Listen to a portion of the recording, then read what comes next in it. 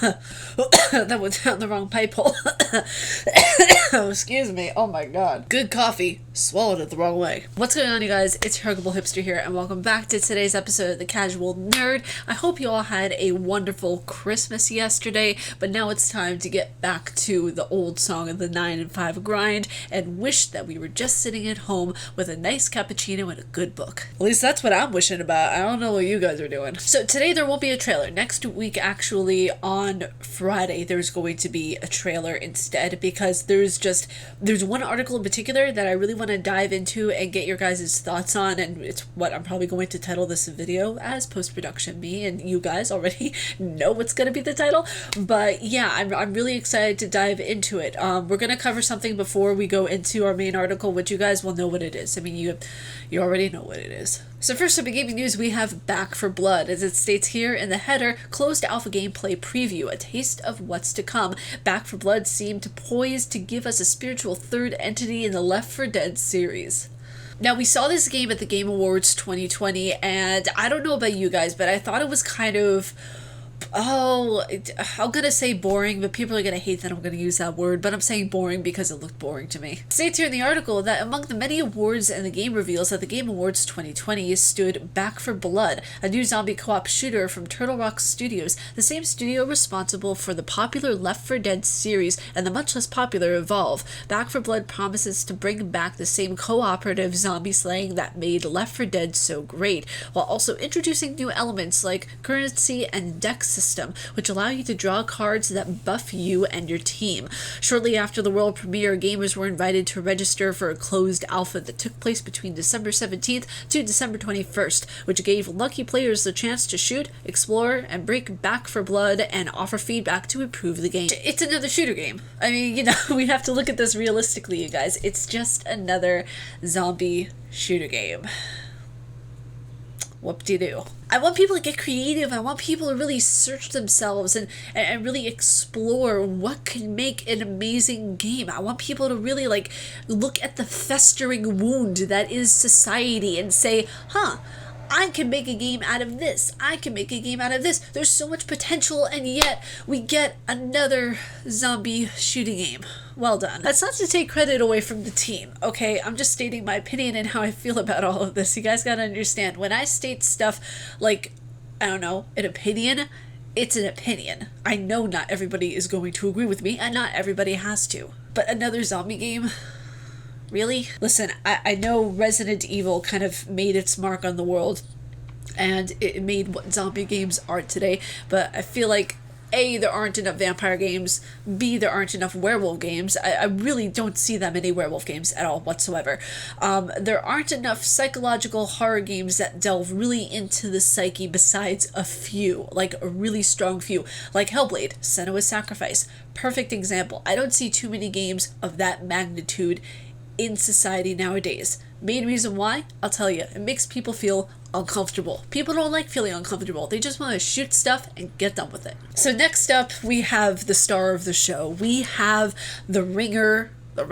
We have the main event. That's a better word. That's a way better word, actually. Silent Hill and Gravity Rush creators' new project will be a horror action-adventure game aiming for 2023. You guys remember the recent news I told you all about the lead person who created Silent Hill leaving the company? Well, let's get into what a big chunk of today's video is going to be about. So it states here in the article that Silent Hill and Gravity Rush creator Kichio Toyama have shared details about the upcoming debut game from his new studio, which will be a horror-themed action-adventure aiming for a 2023 release that will appeal to Toyama's fans. Toyama's Boca Game Studio was founded August 13th and announced publicly in December. Speaking with IGN Japan, an acclaimed developer explained that he is working on a, quote, action-adventure game that will appeal to the fans of my previous work. Now, he continues to go on and explain that the game will include, in quote, battles and story elements in the kind of richly authored worlds you might recognize from his games at Sony Japan Studio and Konami. Pressed on whether this new title will lean more towards horror themes of Silent Hill and Siren or the cutter anime-styled paranormal setting of Gravity Rush,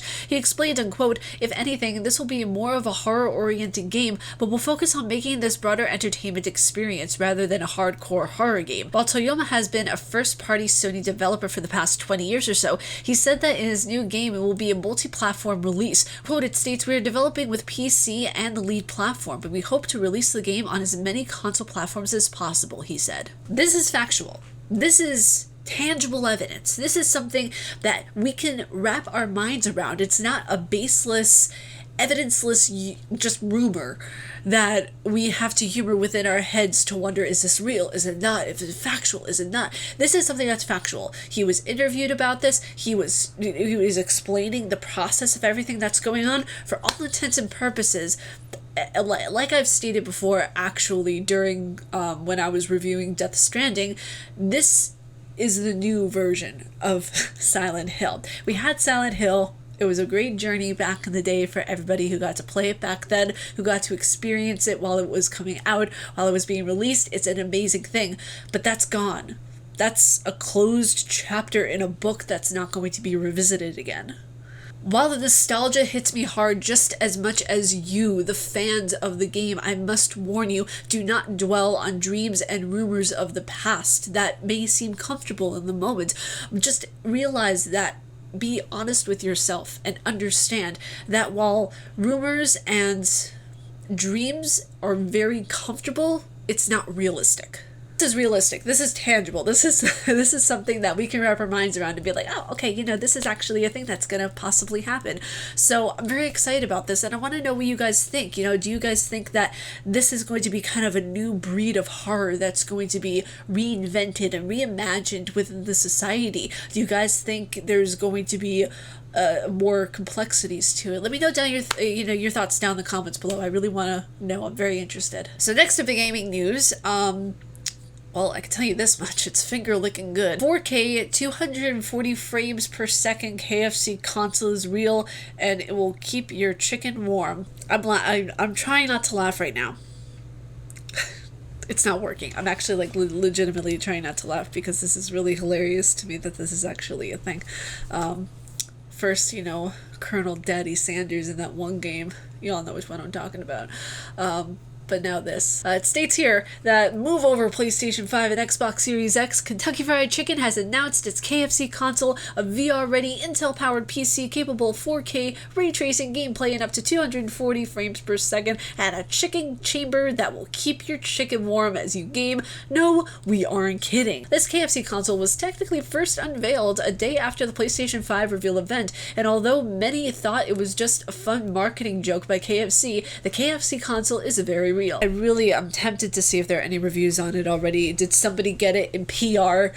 Did somebody get an early access to it? KFC, if you're watching, please send me this PC. I would love to try it out. I would love to test it. And you know what, even better, if you send me that PC, I will unbox it on camera and I will grill chicken inside of it, and I will do a time loop kind of thing where people can see the progress real time. All right, let's get this finger licking good. I doubt they'll actually do it, but hey, it's worth a shot.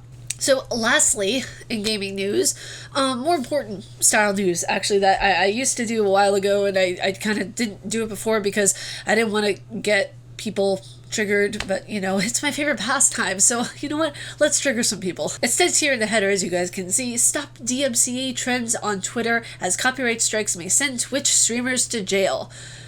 You guys, okay, I want to be very clear about something. If I'm going to go to jail for anything, it's going to be because I stood up for my rights as a woman. It's going to be because I was at a protest rally, okay? I'm not going to go to jail because I decided to play a song on a Twitch stream or a YouTube stream. That's not how this is going to go, okay? At all, whatsoever.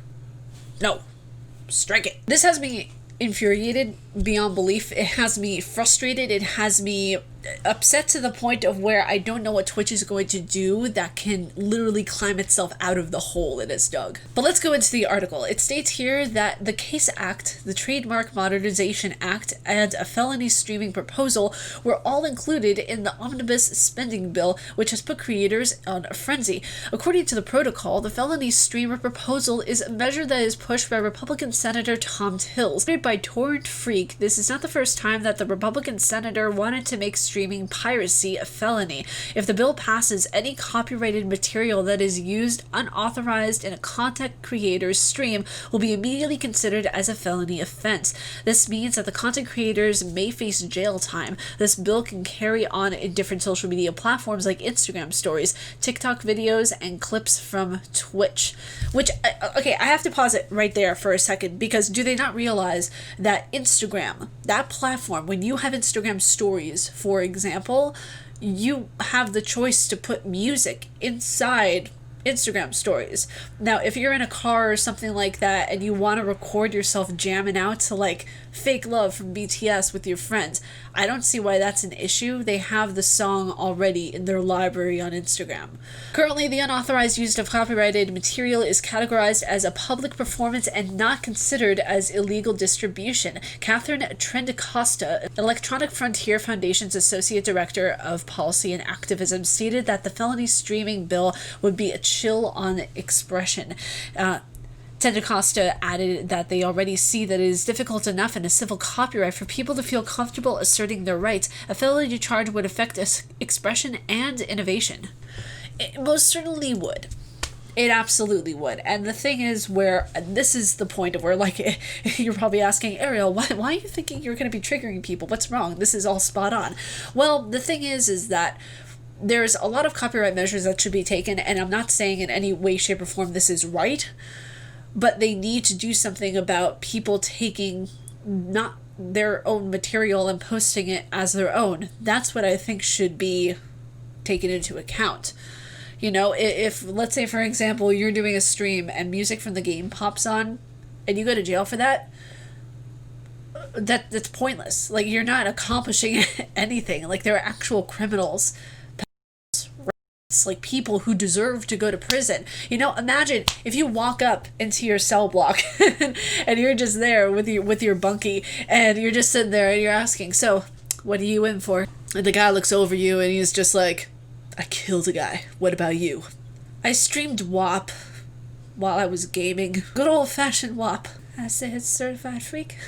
7 days a week. There's a lot more that I could say on this, and I don't feel like, in a sense, it would be fruitful for me to, because that gets nothing done, and it would also look like I'm complaining, which I'm not complaining. This is just really irritating to me, because I try to make, at least for me personally, I don't know about other streamers, but I try to make my streams as safe of a place for people to come and just relax and everything like that. If Twitch is going to allow this, and if YouTube and Instagram and Facebook and Twitter, if all of these platforms are going to allow this, they are digging themselves a hole in which they cannot climb out of, or which it would be very difficult for them to climb out of. I'm gonna leave it at that. I know there's a lot more I could say, but I don't want this video to be like a bajillion years long. So just know that this hopefully won't go through. There are a lot of people who are trying to push it not to go through. I really hope it doesn't. I really hope that our freedom of musical speech can be somewhat kept intact, because it's really important for people to be able to play, you know, at least some of their favorite songs on stream. You know, I can understand if someone is deliberately taking copyrighted work from another person to claim as their own. That's bad. You shouldn't do it. But if you're just playing someone else's, you know, song that's already on YouTube and everything like that, and you want to play it on your stream, you know, I feel like you should be able, same thing with COPPA, you should be able to say, hey, this song, it's not mine. It is another artist's and everything. I mean, that's free promotion also right there. So, you know, there should be rules put in place, but not ones that will literally send someone to jail, okay? That's not a felony. Putting music in a stream, that's not a felony. Guys, that is it for me for today's Casual Nerd episode. If you guys like my face and what I do, please be sure to subscribe and hit the bell down below, because I make videos every Monday, Wednesday, and Friday. This one is going out today because I didn't want to do a double upload on Friday because, you know, Christmas. I already posted like an hour and 60-minute video yesterday, so I wanted to post this one today. But yes, I post every Monday, Wednesday, and Friday, 12 p.m. EST. Make sure to put those reminders and that little bell on, because YouTube keeps forgetting to send videos to my subscribers for some reason. I think they're just lazy at this point. But stay casual, nerdy, you guys, and I'll see you all in the next video. Peace.